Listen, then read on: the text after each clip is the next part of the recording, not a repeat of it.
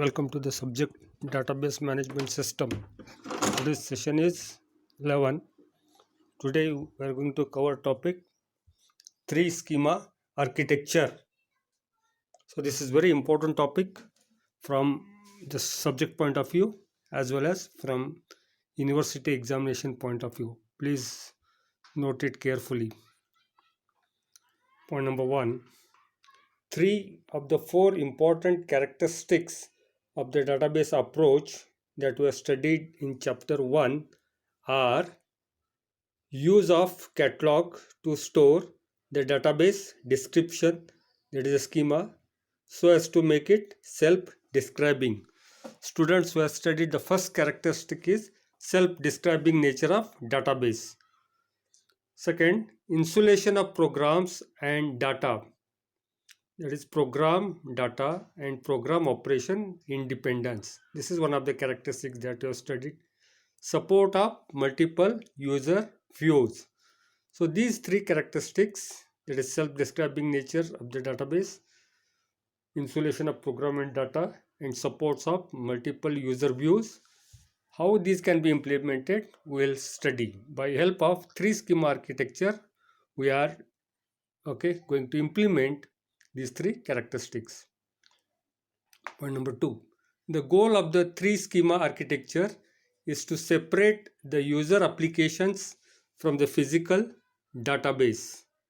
So user applications are separated from physical database. This is the second characteristics that were noted, that is insulation between the program and the database. Third point, the 3 levels are the internal level, the conceptual level, and the external or view level. In this diagram you can see there are 3 levels. So this is the diagram for 3 schema architecture. So at the very top you got external view. If you see towards left you got external level, then in between conceptual level and internal level. These are the 3 titles you see towards left. In the diagram you can find the end users are there, that is the stickman is shown as end users.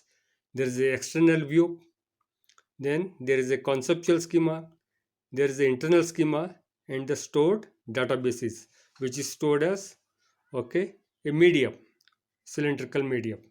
Now end users are many, so also will be the, for every type of end user, external view will be independent. So as many end users, so many external views, but the conceptual schema and the internal schema are the same. So you find that in between external view and the conceptual view there is external conceptual mapping, and in between conceptual view and the internal conceptual level and internal level there is conceptual internal mapping.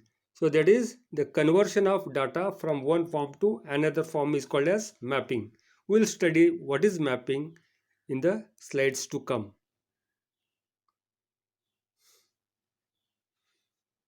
The internal level has the internal schema that describes the physical storage structure of the database.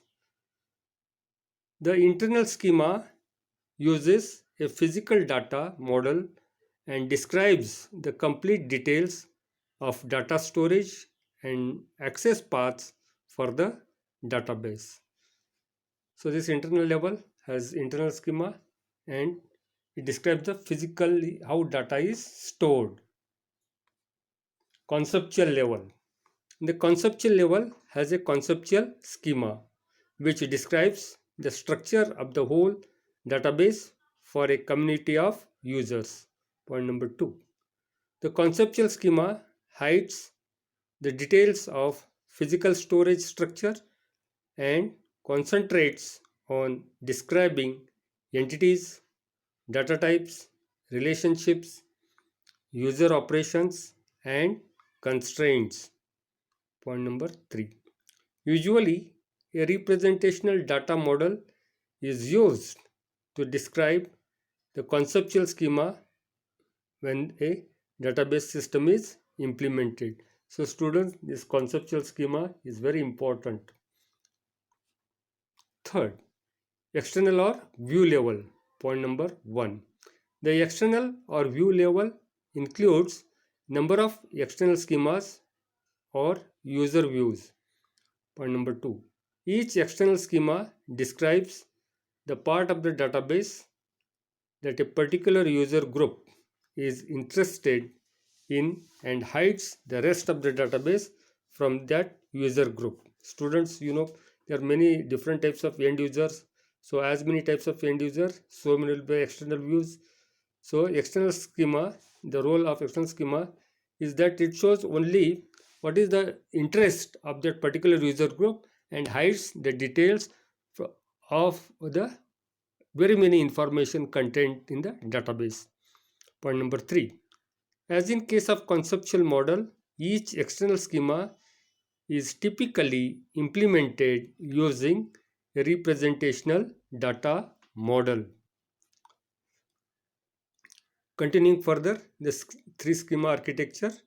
Point number 1. The three schema architecture is convenient tool with which the user can visualize the schema levels in a database schema. Point number 2. Most DBMS do not separate the three levels completely and explicitly, but they support the three schema architectures to certain extents.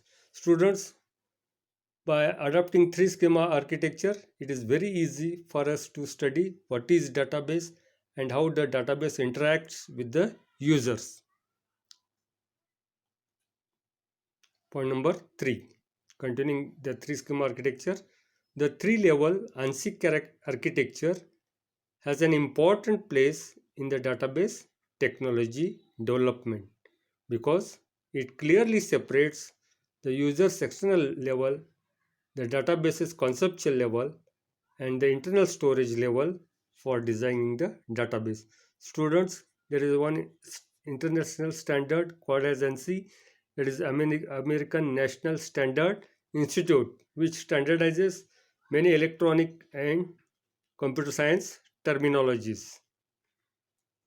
So this ANSI architecture, the three-level ANSI architecture is very important as it separates all the three levels so that we can understand the database in totality.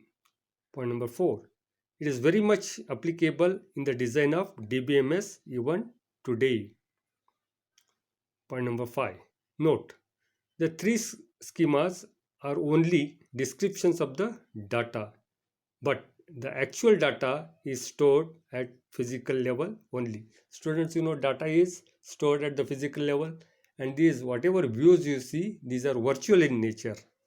Point number 6. In the three schema architecture, each user group refers to its own external schema. That is, in the three schema architecture, different types of users are there, so many groups are there, so their interests would be different. So each user group refers to its own external schema. Point number 7. Hence, the DBMS must transform a request specified on an external schema into a request against the conceptual schema and then into a request on the internal schema for processing over the stored database. Students, there are different kinds of end user and so many external views are there. So whatever the query is there or whatever demand of information is there at the external level or external schema, that is should be transformed into conceptual schema, and further that request should be again transformed to internal schema so that proper processing of it takes place. Again, the response should go from internal schema to the conceptual schema and towards external schema. Point number 8. If the request is a database retrieval, the data extracted from the stored database must be reformatted to match the user's external view. Students, the request for the data comes from the users. Okay, he demands the information in the desired format. So when the retrieval is there, the data should be transformed into the format as expected by the user. Point number 9, mapping. The process of transforming requests and the results between the levels are called mapping. So students, as the transformation takes from various levels, that process of transforming, okay, is called as mapping. Point number 10. These mappings may be time consuming, so some DBMS, especially those that are meant to support small databases, do not support external views. So students, today we have considered three schema architecture and very important concepts, okay, of database management system. Certainly there will be a question on this. I'll be okay. So please study this topic very carefully. Write the detailed PDF file in your notebook. Draw a neat diagram. I'll send the questions at the end of the PDF file. Please study them. And even if you got any doubts, you can give me a call. Thank you.